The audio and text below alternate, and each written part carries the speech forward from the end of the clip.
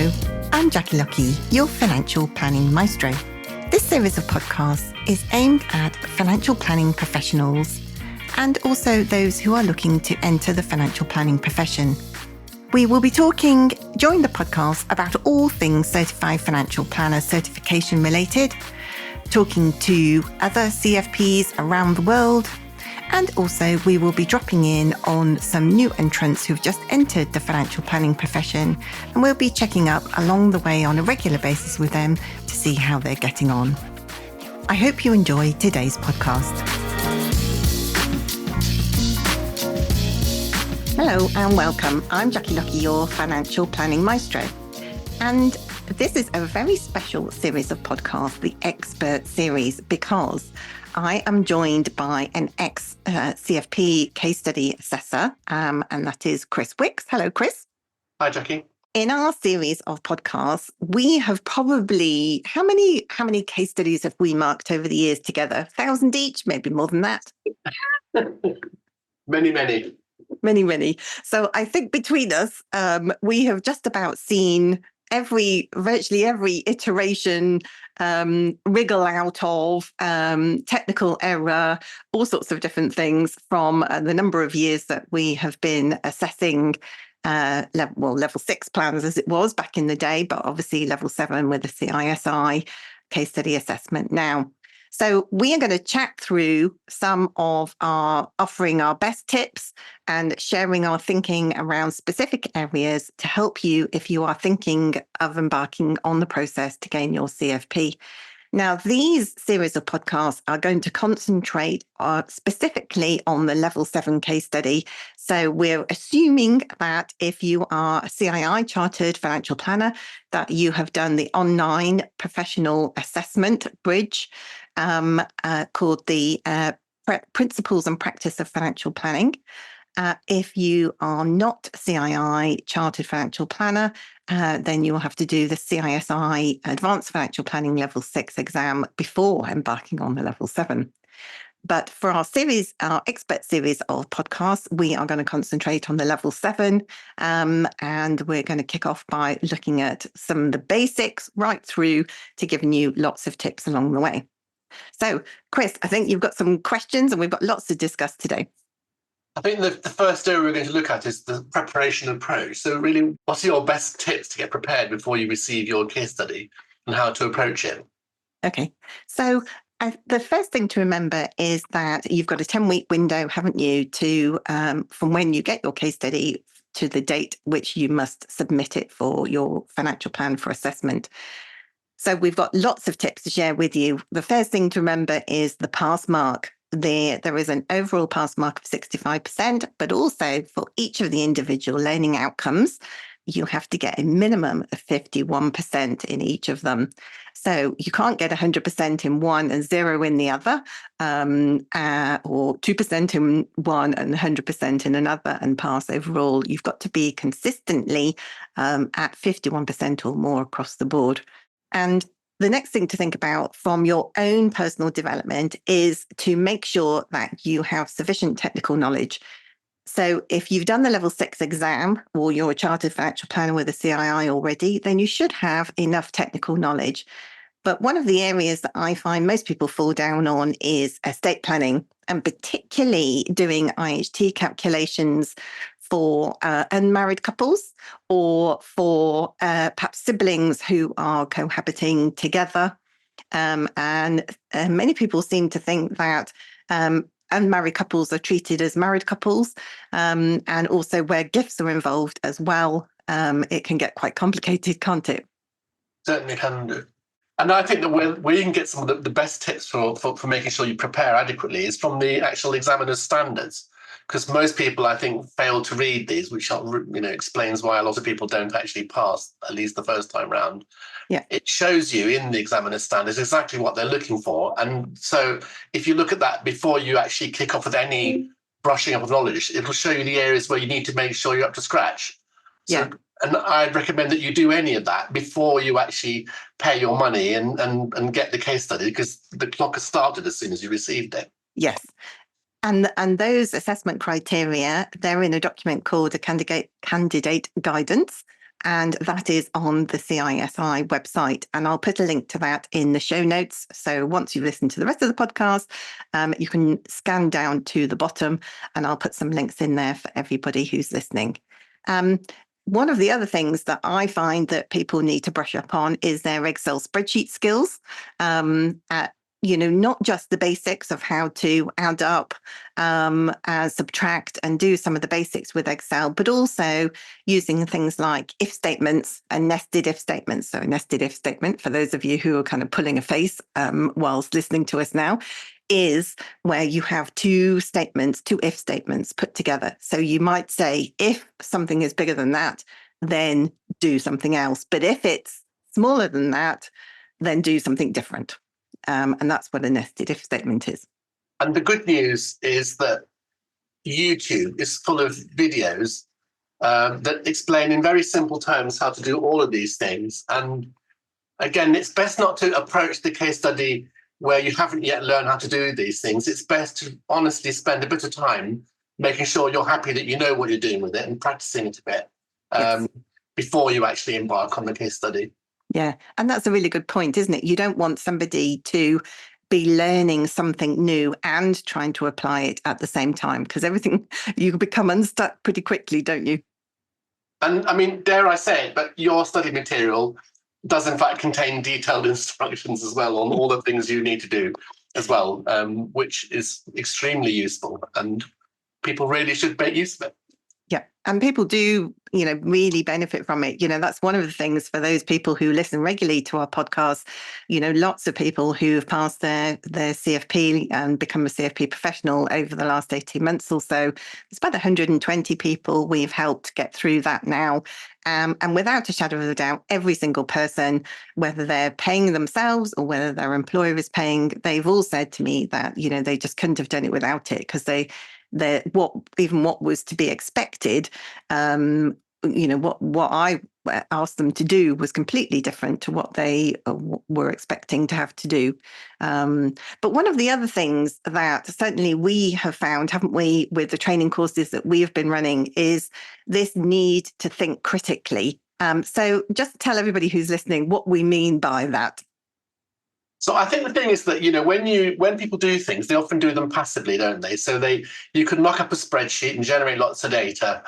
You can look at a fact finder and see what's all there without really thinking hard about it. And you really do need to think hard about it. You need to look at it and ask yourself a series of what if questions or so what questions about the information you've got, so that you can actually draw out what does it actually mean for this particular client and what are you possibly going to do about it. So that's what we mean by critical reasoning. And you can tell when you're doing critical reasoning, because unlike passively doing stuff, it makes you get very tired quite quickly. And that's why people don't like doing it. But you really do have to do it in order to get through the case study. Yeah.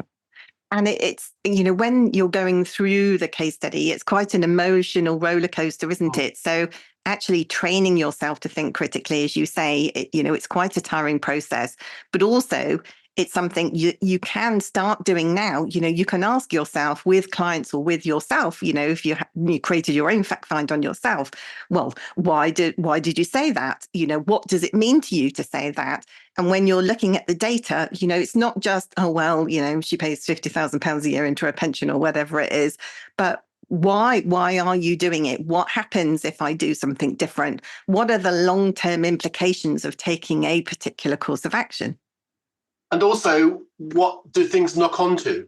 So when you look at a particular piece of information about a client, whether it's numerical or otherwise, particularly when you're thinking about your recommendations, but also just their current situation, that it can actually impact on other areas of their finances, can't it? So it's really important to actually try to think through that, particularly when you're making recommendations, really. Yeah. Can I add one other little thing as well, which is that when, at the heart of producing the case study will be you using Excel and building quite a substantial Excel worksheet, and you're going to make mistakes in it. Now, so, you need to make sure that you construct it logically, understand logically all the steps you're taking, but you really also need to practice your troubleshooting skills with it, because you are going to get trouble. And, what you shouldn't do is throw up your hands in horror and go, oh dear, I've come to an impasse, I've no idea what to do. You need to practice trying to fix the problem for yourself as best as you can do.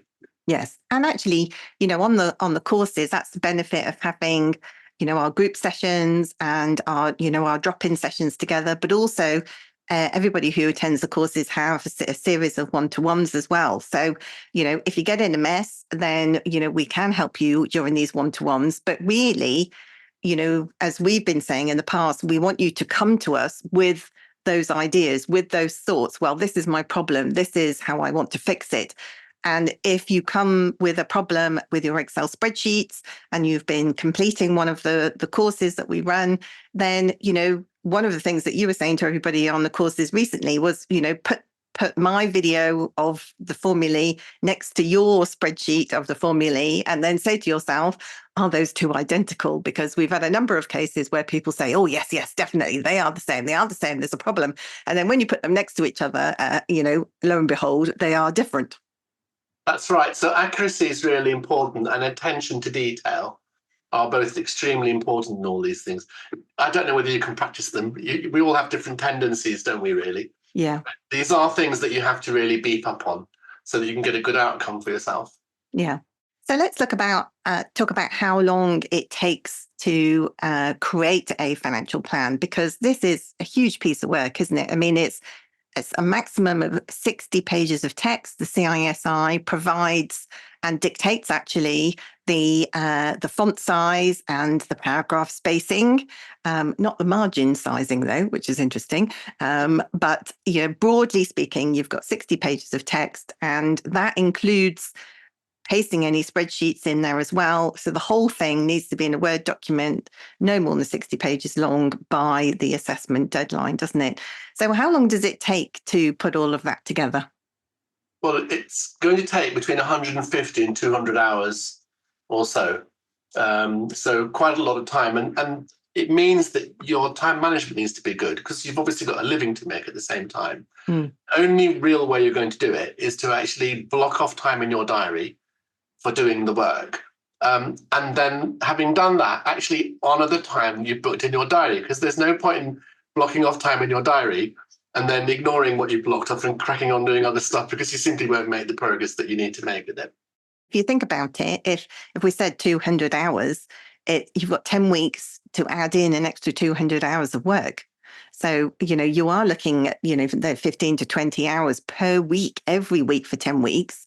And obviously, we would prefer that you did it in slightly less than 10 weeks. So you had time to leave it alone, to let your brain decompress before going back and marking it and reading it for the final time before submitting it. Because that's one of the assessors, worst or numerous comments that they make is that they can tell when nobody's read their plan. They've kind of just finished it at like 4:00 in the afternoon of the submission deadline, and they've gone, oh, I need to get a shot of it and just go ping and send it in. And then obviously the assessors are wading through 60 pages of potentially typos and contradictions, which just annoys them, doesn't it?